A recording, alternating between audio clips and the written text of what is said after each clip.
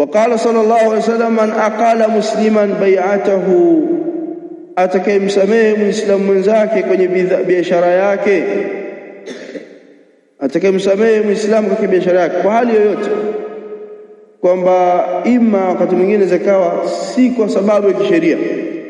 Mtu ameuza mathalan, ameuza simu, jamaa kanunua, au kitabu umenunua, umeenda nyumbani umekuta kitabu kipo, aya, kama kitabu ninacho bwana, shilingi ngapi? 100,000 au 50,000.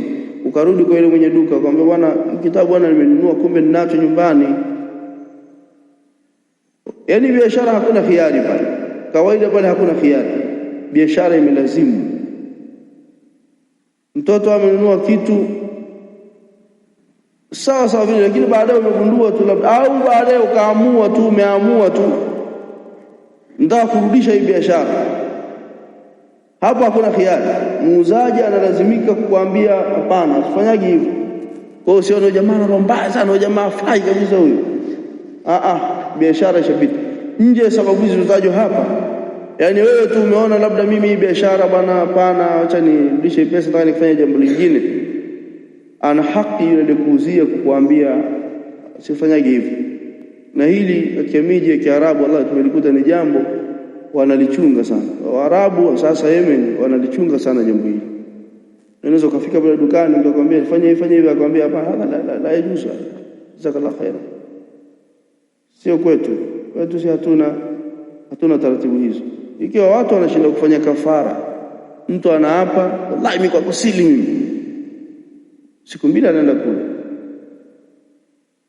mimi nimeona nimsamehe tu jamaa, alafu afanye kafara na ameapa. Ndio miji yetu tuko hivi. Je, vipi haya mambo kama haya? Yaani ubakhili pia unachangia, unachangia, na kutokujua unachangia watu kutokufanyia kazi ahkamu za kisheria.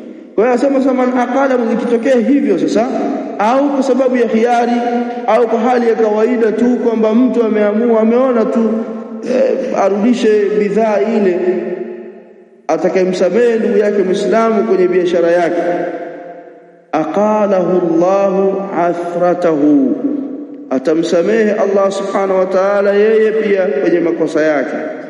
Al-athar akhta'u wa zallatu, rawahu Abu Daud wa Ibn Majah. Naam,